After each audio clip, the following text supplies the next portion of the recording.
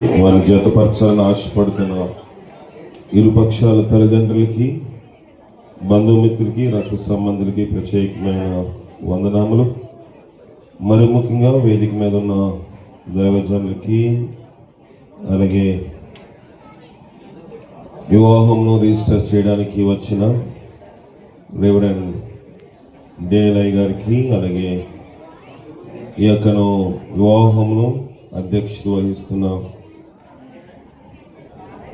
Joshua గారికి కూడా ప్రత్యేకమైన వందనములు తెలియజేస్తూ ఉన్నాను. కొద్ది నిమిషములు మరి నిశ్శబ్దంగా ఉంటే ముందుకు వెళ్దామని ఆశపడతాం. దయచేసి ఎవరు మాట్లాడవద్దు. 2 నిమిషాలు ఇది ఆపేయగలిగితే మంచిది. గడువు అర్థం అవుతుందా?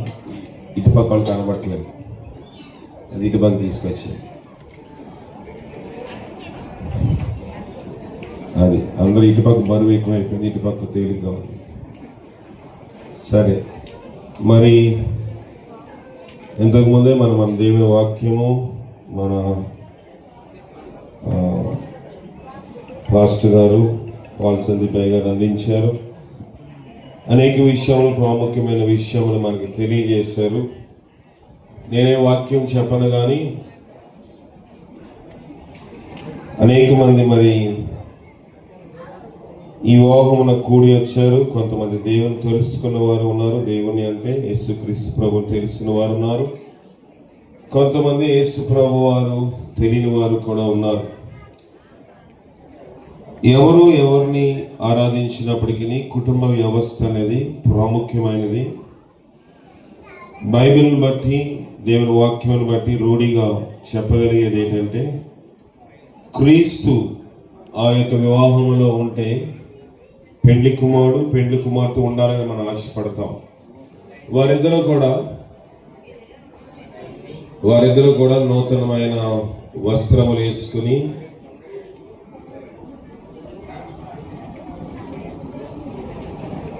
దయచేసి కొద్ది నిమిషాలు సహకరించాలి. గేట్ దగ్గర ఉన్నవారు కొద్ది నిమిషాలు సహకరించండి. దయచేసి మాట్లాడితే వాక్యం చెప్పడం కష్టమవుతుంది. వచ్చేవాళ్ళందరూ మీవేం చూస్తారు, ఇక్కడ చెప్తున్న మాటలు వ్యర్థమవుతాయి.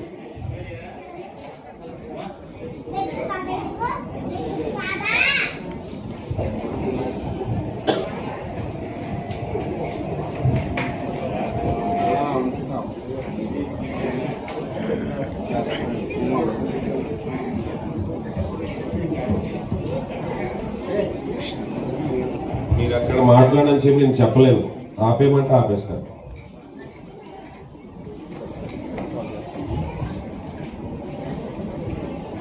వివాహం అనేది పరిశుద్ధ వివాహం, ఇది క్రమంగా జరిపించాలి. కనుక దానిని మనం సహకరించాలి. అన్నిల వల్ల వివాహం మనం చేయట్లేదు. ఇంత ఏర్పాటు చేసుకుని దేవుని మాటలు అందించడానికి మనం సహకరించకపోతే వివాహ వ్యవస్థ వ్యర్థమవుతుందని దైవజనులు ఇప్పటిదాకా మనతోటి అనేక విషయాలు పంచుకున్నారు. కనుక ఈ వివాహ విషయంలో మనము పెండ్లి కుమారుడు, పెండ్లి కుమార్తె కూడా అలంకరించబడి ఇక్కడ ఉన్నారు. కానీ దాంతో పాటుగా 3వ వ్యక్తి కూడా ఉండాలి. 3వ వ్యక్తి మనకు కనబడే ఆయన మనకి వివాహ రిజిస్టర్ గారు. అంటే క్రైస్తవ వివాహ చట్ట ప్రకారంగా ముగ్గురు అనుమతి తీసుకుంటారు వివాహంలో. క్రైస్తవ వివాహ చట్ట ప్రకారం ముగ్గురు అనుమతి కావాలి. మొదటిది దేవుని అనుమతి, రెండవది తల్లిదండ్రులు, సంఘము, రెండవది మన సంఘం యొక్క అనుమతి, మూడవది తల్లిదండ్రుల యొక్క అనుమతి, నాలుగవది ఇక్కడ కూర్చున్న పెండ్లి కుమారుడు, పెండ్లి కుమార్తె యొక్క అనుమతి. ఏ రీతిగా దేవుని అనుమతి కోరుతున్నది క్రైస్తవ వివాహ చట్టం అంటే, క్రైస్తవ వివాహ చట్టంలోని దేవుని అనుమతి ఎలాగూ ఈ వివాహంలోని తీర్మానించబడిందని చెప్తున్నామంటే, క్రైస్తవ వివాహ చట్ట ప్రకారము బాప్తిసము లేనిదే వివాహము చేయడానికి క్రైస్తవ వివాహ క్రమశిక్షణ చట్టం ఒప్పుకోదు. అందుకే ఏ రిజిస్టర్ గారు అయినా వివాహము చేయవలసి వచ్చినప్పుడు వారికి అప్పటి వరకు బాప్తిసం లేని వారికి వివాహం ముందు బాప్తిసం ఇస్తారు. ఇది దేవుని యొక్క అంగీకారము అని క్రైస్తవ వివాహ చట్టం మన భారతదేశంలో నిర్ణయించిన చట్టము. రెండవది సంఘం యొక్క అనుమతి. ఎలాగూ క్రైస్తవ వివాహ చట్టం కోరుతుందంటే, వివాహము జరగక ముందు ప్రతి సంఘములోని 3 వారాలు ప్రకటన చేయాలి. ప్రతి సంఘంలోనిది పెండ్లి కుమార్తె వెళ్ళే సంఘము కానివ్వండి, పెండ్లి కుమారుడు వెళ్ళే సంఘము కానివ్వండి, 3 వారాలు ప్రకటన ఎందుకు చేస్తారంటే సంఘము కూడా దానికి అనుమతించాలి. రెండవది. మూడవది, వివాహమును దేవుడు అంగీకారం ఉంది, వారిద్దరు బాప్తీసం తీసుకున్నారు. రెండవది, సంఘం అంగీకరించి 3 వారంలో ఎవరు కూడా అభ్యంతరము తెలపలేదు కనుక నేటి దినమందు వీళ్ళు ఇద్దరు ఇక్కడికి వివాహం చేసుకోవడానికి వచ్చారు. అయితే వీళ్ళిద్దరు వివాహం చేసుకోకముందు ఇప్పుడు వాళ్ళిద్దరు అంగీకారం అయిపోయిందని మనం అనుకుంటున్నాం. అలాగప్పుడు వాళ్ళిద్దరు వెళ్ళి వివాహం చేసుకోవచ్చు. కానీ క్రైస్తవ క్రమశిక్షణ వివాహ చట్టము దానికి ఒప్పుకోదు. ఆయన రాజేష్ అనే పెళ్లి కుమార్తెని తీసుకుని వెళ్ళిపోతే వివాహం అవుతుందా? కాదు, అది క్రమము కాదు. కనుక క్రమం ఏంటంటే వాళ్ళిద్దరు ఇక్కడికి రావాలి. ఆయన పెళ్లి కుమార్తె చేయి పట్టుకుని వెళ్ళిపోతుంది, క్రమము కాదు. కనుక ఇరు పక్షాల పెళ్లి కుమారుడు పెళ్లి కుమార్తె యొక్క తల్లిదండ్రులు వచ్చి పెళ్లి కుమార్తె యొక్క హస్తమును చేతిని తీసుకువెళ్ళి పెళ్లి కుమారుడు చేతిలో పెట్టడము, ఇది క్రమము. ఇది 3వ అంగీకారము. 4వ అంగీకారం ఏంటంటే ఇందరూ యేసు ప్రభు ఒప్పుకున్నాడు, దేవుని యొక్క అనుమతి ఉంది, బాప్తీసం ద్వారా ఎవరు అభ్యంతరము తెలుపలేదు కనుక సంఘం యొక్క అనుమతి ఉంది.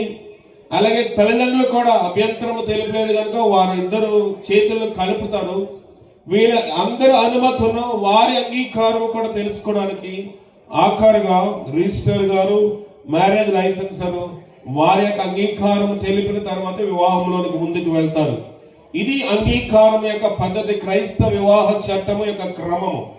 అయితే ఇప్పుడు వీళ్ళిద్దరూ వచ్చారు, వీళ్ళిద్దరిని కలపడానికి భౌతికంగా రిజిస్టర్ గారు వచ్చారు. కానీ 3వ వ్యక్తి ప్రభు వారి వివాహంలో లేకపోతే ఎంతమంది వచ్చినా, ఎంత ఆర్భాటంగా చేసినా, లేకపోతే ఎంత డెకరేషన్ ఉన్నా, ఎన్ని రకాల భోజనాలు పెట్టినా, పెద్ద వాళ్ళు రావచ్చు, 10 మంది దైవజనులు ఉండొచ్చు, లేకపోతే ఎన్ని రకాల ఏర్పాటు చేసిన 3వ వ్యక్తి క్రీస్తు అనే వ్యక్తి, అంటే క్రైస్తవులు తమ ఆరాధ్య దైవంగా ఎంచుకున్న 3వ వ్యక్తి క్రీస్తు లేకపోతే ఆ వివాహము కట్టబడదు. క్రీస్తే కాదు, ఆరంభ దినాల్లో ఆది కాండములో కూడా యెహోవా దేవుడు కూడా నరుడు ఒంటరిగా ఉండటం మంచిది కాదని ఆయనే వివాహము చేశాడు. అక్కడ ఆయన వివాహకర్త. కానీ కొత్త నిబంధనలోకి వచ్చేసరికి ఆ వివాహంలో ఆయన అతిథి, అక్కడ కొరత తీర్చడానికి వచ్చాడు, అక్కడ వివాహం చేసినట్లుగా మనం చూస్తా ఉన్నాం. ఈ 3వ వ్యక్తి లేకపోతే ఏం జరుగుతుందంటే, క్రీస్తు లేకపోతే, వారిద్దరికి క్రీస్తు పరిచయం లేకపోతే, ప్రభు మార్గంలో వాళ్ళకి తెలియకపోతే, వారి ఇద్దరిలో ఎవరికి సమస్య వచ్చినా 3వ వ్యక్తి వేరే వాళ్ళతో పంచుకోవడం మొదలు పెడతారు. రాజేష్ కి తన భార్య అయిన అనుషతో సమస్య ఉందనుకోండి, ఆయన మొదటగా క్రీస్తు పరిచయం వ్యక్తి అయితే దేవుని దగ్గరికి వెళ్తాడు. లేకపోతే అనుషకి తన భర్తతో ఏదైనా చిన్న సమస్య ఉంది, ఆమెకి క్రీస్తు పరిచయం లేకపోతే 3వ వ్యక్తి దగ్గరికి వెళ్తారు. కానీ క్రీస్తు పరిచయమున ఏ వ్యక్తి కూడా వారి యొక్క సమస్యను ఇద్దరు ఒకరొకరు సమస్య కూడా చూసుకుంటారు. కానీ 3వ వ్యక్తికి ఆ సమస్యను తేటతనం చేయడం వల్ల సమస్యకు పరిష్కారం రాదు. మా నాయన ఒక వివాహంలో జరిగినప్పుడు ఒక వృత్తాంతం చెప్పేవారు. ఏంటంటే బ్రిటిష్ దేశంలోనే కాదు, ఇప్పుడు మన రాజేష్ కూడా సూటు బూట్ వేసుకుని వివాహం చేసుకోవడానికి వచ్చాడు. అయితే ఆ వివాహంలో ఏం జరిగిందంటే, ఆ షూటు 3 అంగుళాలు పొడవైపోయిందండి. ప్యాంట్ ఎన్ని అంగుళాలు పొడవైపోయిందండి? 3 అంగుళాలు పొడవైపోయింది. ప్యాంట్ ఇప్పుడు పెళ్లి కుమారుడు వచ్చి ట్రైల్ వేసుకుంటే ప్యాంటు బూట్లోనికి వెళ్ళిపోయి అరిపాదమ్మకి వెళ్ళిపోతా ఉంది. కనుక ఒకవేళ రాజేష్ అలా పొడిగంటి ప్యాంట్ వేసుకొచ్చాడు అనుకోండి, నడవగలడు, ఇక్కడ నడవలేడు, పడిపోతాడు. కనుక తల్లిదండ్రులు వాళ్ళ యొక్క పెద్దనాన్న ఏమనుకున్నారంటే, ఫోన్లో టైలర్ దగ్గరికి ఏం తీసుకెళ్తాం, మళ్ళీ లేట్ అయిపోతుంది, మనమే దానికి చేతికుట్లు వేసి కట్ చేసేసి మనము కుమారుని పెళ్లి వివాహం సిద్ధం చేద్దామని ఈ దినం అనుకున్నారు. అందరూ మర్చిపోయారు సూటు పొడుగైందన్న సంగతి. కనుక వాళ్ళు ఏం చేశారంటే, అర్ధరాత్రి పెదనాన్న లేచాడు, అయ్యో నా తమ్ముడి యొక్క కుమారుడు సూటు 3 అంగుళాలు పొడవైపోయింది, కనుక దాన్ని కట్ చేయాలని చెప్పి త్వరగా వెళ్ళి ఆ బ్రీఫ్ కేసులో సూట్ కేసులో ఉన్న సూట్ని తీసి మెజర్మెంట్ టేప్, కొలిచే టేప్ తీసుకుని 3 అంగుళాల పొడవు కొలిచి దాన్ని కట్ చేసి చేతి కుట్లేసి ఆ గుడ్డలు బయట పెంట మీద పడవేసి సూటిని మడత పెట్టి యథావిధిగా పెట్టిలో పెట్టేశాడు. తర్వాత 1 గంటకి పెద్దమ్మ లేచింది, అయ్యో నా కొడుకు సూట్ 8 అంగుళాలు పొడవైపోయింది, 3 అంగుళాలు పొడవైపోయిందని తన కూడా తీసిన సూటు టేప్ తీసుకుంది, 3 అంగుళాలు కట్ చేసింది, మళ్ళీ చేతి గుడ్లేసింది, బ్రీఫ్ కేసులో సూట్ కేసులో పెట్టి ఆ గుడ్డలు బయట పడేసింది. మళ్ళీ 2 గంటలకి తన తండ్రి లేచిన, అయ్యో నా కొడుకు సూట్ 8 అంగుళాలు పొడవైపోయింది, 3 అంగుళాలు పొడవైపోయింది అని కట్ చేశాడు. ఆయన కూడా చేతి గుడ్లేసాడు, కుట్లేసాడు, బయట పడవేశాడు. తర్వాత 3 గంటలకి తన తల్లి లేచింది, ఆమె కూడా అదే చేసింది. ఎవరికి తెలియకుండా ఒకరు సూట్ కట్ చేసేసారు. ఆ 3 అంగుళాలు కట్టవలసిన సూటు ఎక్స్ట్రాగా 9 అంగుళాలు కట్ అయిపోయింది. ఉదయం పెళ్లికి కుమారుడు రెడీ అవుతా ఉన్నాడు కనుక సూట్ ఇప్పుడు వేసుకున్నాడు. ప్యాంట్ ఎక్కడికి వచ్చేసిందంట, ముడుకుల దగ్గరికి వచ్చేసింది. ఎక్కడికి వచ్చేసింది, ముడుకుల దగ్గరికి వచ్చేసింది. అంటే ఈ యొక్క సమస్య ఎంతమందితో పంచుకున్నారు, అందరూ పనిచేసుకున్నారు, అందరూ ఆ సమస్యలకు దూరిపోయారు, అందరూ దానిని కరెక్ట్ చేయడం చూశారు. ఆఖరికి వివాహం మీదకి వేదిక మీదకి వచ్చేసరికి పెళ్లి కుమారుడు ఆ వివాహం ఆనందంగా చేసుకోవడానికి అంగీకార యోగ్యంగా లేకుండా పోయింది. కనుక రాజేష్కి, అనుషకి నేను చెప్పేది ఏంటంటే, మీలో ఇద్దరికి ఎవరికి ఏ సమస్య వచ్చినా, ఏ బాధ వచ్చినా 3వ వ్యక్తికి త్వరపడి చెప్పకుండా మీరిద్దరు మోకరించి ప్రార్థన చేసి ఆ సమస్యను పరిష్కారం చేసుకోవాలని ప్రభు పేట మనం చేస్తా ఉన్నాను. అలాగే ఇప్పుడు పెండ్లి కుమార్తె ఎక్కడికి వస్తా ఉంది, పెండ్లి కుమారునింటికి, అత్తవారింటికి వస్తా ఉంది. బైబిల్లో ఒక వివాహం ఉన్నది. ఆది యందు విశ్వాసులకు తండ్రి అయిన అబ్రహాము ఒక వివాహం చేశాడు. ఆ వివాహం చేస్తున్నప్పుడు ఆయన ఏం చేస్తా ఉన్నాడంటే, తన పనివాడు తన దగ్గర పరిచర్య చేస్తున్న వాడిని వివాహ వ్యవస్థలోనికి తన కుమారుడికి పెండ్లి కుమార్తెను తీసుకురావడానికి తన ఇష్టము చూసుకోలేదు. పెండ్లి కుమారుడికి ఇష్టం అడగలేదు. పనివాడు నీకు అప్పగిస్తున్నాను వివాహ బాధ్యత కనుక తన పనివాడని ఎలియాజరు, పాత నిబంధనలో ఎలియాజర్ అన్నారు, కొత్త నిబంధనలోకి వచ్చినప్పుడు లాజర్ అన్న ఎలియాజర్ అన్న ఒకటే పర్యాయ పదములుగా మనము యూదా మతస్థుల యొక్క మత గ్రంథాల్లో రాయబడి ఉంటారు. అయితే ఈ ఎలియాజర్ అనే వ్యక్తి వెళ్ళి వివాహం చేయాలనుకున్నప్పుడు వెళ్ళిన తర్వాత ఆయన ఆ అమ్మాయి ఎంత పొడవు ఉండాలి, ఇంత జీతం ఉండాలి, ఇంత కట్నం ఉండాలి, ఇవేమి ఆశించలేదు. అతను కోరుకున్నది ఒకటే ఏంటంటే, నేను వెళతాను సాయంకాలం అన్నప్పుడు అక్కడ బావి ఉంది, నుయ్య ఉంది, అక్కడికి అనేక మంది స్త్రీలు కన్యకులు నీళ్లు చేదుకోవడానికి వస్తారు. నీళ్లు చేదుకోవడానికి వచ్చినప్పుడు నాకు దాహం ఇవ్వమని అడిగితే, నాకు మాత్రమే దాహము కాక నేను 10 ఒంటెలతో వెళ్తున్నాను, 10 ఒంటెలకి ఎవరు దాహం ఇస్తారో ఆ స్త్రీ మాత్రమే నా యొక్క యజమానుడైన అబ్రహాము కుమారుడైన ఇస్సాకి భార్య అగునుగా కానీ ప్రార్థన చేసుకుని వెళ్ళాడు. దినాల్లోని ఒక ఇంటికి వచ్చే ఏ ఇల్లాలకైనా మొదటికి కావాల్సింది పరిచర్య చేసే గుణము. ఇప్పుడు అబ్రహాము యొక్క సేవకుడనే ఎలియాజరు ప్రార్థన చేసుకున్నప్పుడు వెళ్ళి నీళ్ళు అడిగాడు. ఆమె తన కడవ కుండ లేదా బిందె దించి ఎలియాజరుకు మాత్రమే నీళ్ళు ఇవ్వకుండా 10 మంది ఎవరంట 10 మంది ఒంటెలకు కూడా ఆమె నీళ్లు పెట్టింది. అర్థం ఏంటంటే, రెబెకా ఏ రీతిగా పరిచర్య చేసిన గృహంలో ఇంటిలోనికి వచ్చినప్పుడు దేవుని సేవకులకు పరిచర్య చేయడం మొదట నేర్చుకోవాలి. దేవుని సేవకులకే కాదు, దేవుని సేవకులతో ఎంతమంది అక్కడికి వచ్చినా ఆ ఇంటిలోనికి పరిచర్య చేసే గుణము కావాలి. ఇది ఆత్మీయ కోణము. అలాగే ఈ గృహంలోనికి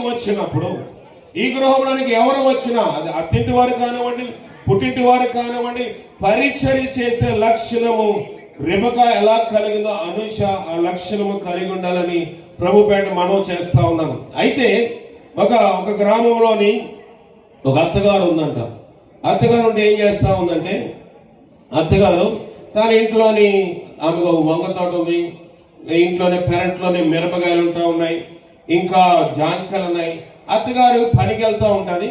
కోడలకి అవి ఏం అప్పచెప్పి ఈమె అన్ని కౌంట్ చేసుకుంటే ఎన్ని జాంకాయలు ఉన్నాయి, ఎన్ని మిరపకాయలు ఉన్నాయి తోటలోని, ఎన్ని వంకలు, అన్ని కౌంట్ చేసుకుంటా ఉంటది. అయితే ఒకరోజు అత్తగారు పనికి వెళ్ళింది. పనికి వెళ్ళిన సందర్భంలో, జాగ్రత్తగా వినండి, 2 నిమిషాలు నేను ముగిస్తాను. పనికి వెళ్ళిన సందర్భంలో ఏం జరిగిందంటే ఒక అడుక్కునేవాడు, భిక్షాటన చేస్తున్నవాడు ఆ ఇంటికి వచ్చాడు.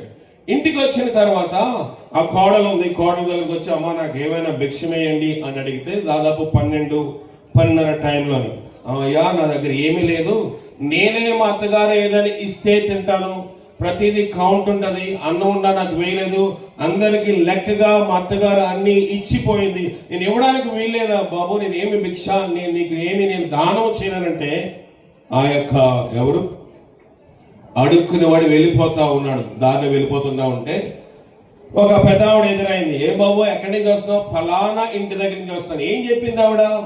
ఆమె నా దగ్గర ఏమీ లేదు, మా అత్తగారు లేరు, నా అంతా నేను వేయడానికి నాకు హక్కు లేదు, కనుక నేనేం చెప్తా ఉన్నానంటే వెళ్ళిపోమని చెప్పిందమ్మా అంటే, ఆవిడెవరు చెప్పడానికి? నా ఇంటికి వచ్చిన నీవు అడుక్కునేవాడిని వెళ్ళిపోమని చెప్పడానికి ఆవిడెవరు చెప్పడానికి రాని ఏం చేసిందంటే అడుక్కునేవాడిని ఇంటికి తీసుకొచ్చింది. కూర్చున్నాడు పాప మీద భిక్ష వేస్తుందని.